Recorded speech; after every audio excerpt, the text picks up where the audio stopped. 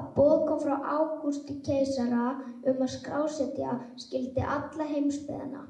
Þetta var fyrsta skrásetningin gjörð var þá Kýreníus var landstjóri á Sýrlandi og fóru þá allir að láta skrásetja sig hvert til sinnar borgar.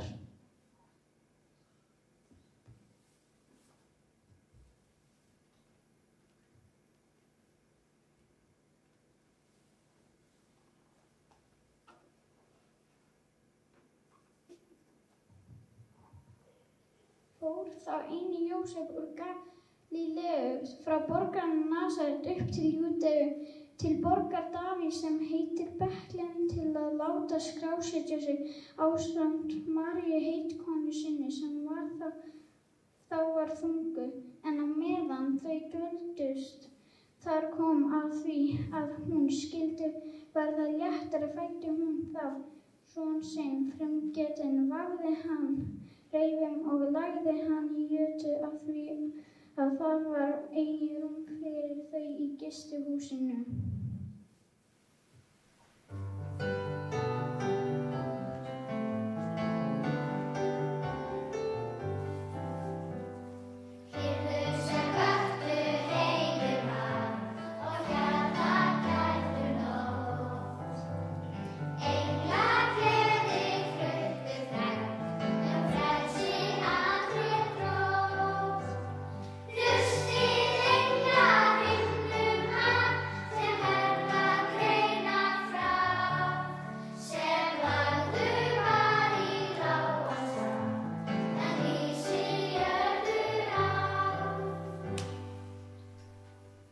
Og í þeirri byggð voru fjárhliðar út í haga og gættu nóttinni hjarðar sinnar, og engill drottins stóð þeim hjá, og dýrð drottins hljómaði kringum þá og urðu þeir mjög hræddir.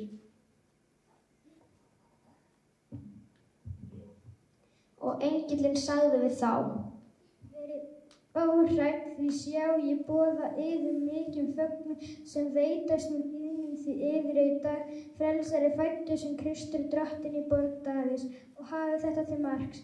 Þér mun finna ungbarn reifað og liggjandi í jötu.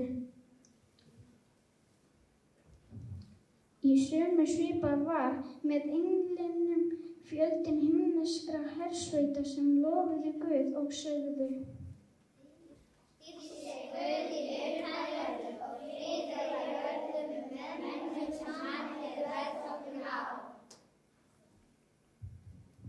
Fjárhliðarnir sögðu nú hver við annan að þeir skyldu fara rakleiðis til Betlehem og sjá þennan atburð sem orðinn væri, og drottinn hefði kringum þeim. Og þeir fóru í skyndi og fundu bæði Maríu og Jósef og ungbarnið liggjandi í jötunni, og þeir sögðu frá því sem engillinn hafði sagt, og allir það sem heyrðust undruðust mjög.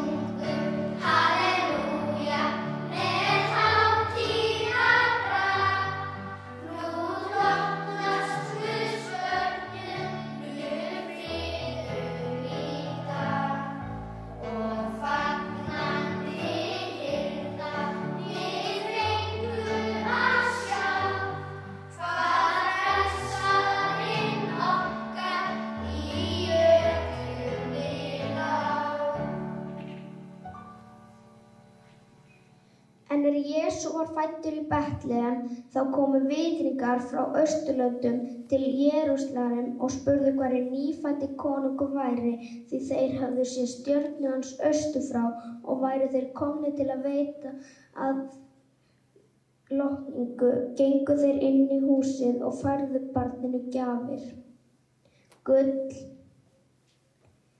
reykelsi og myrru.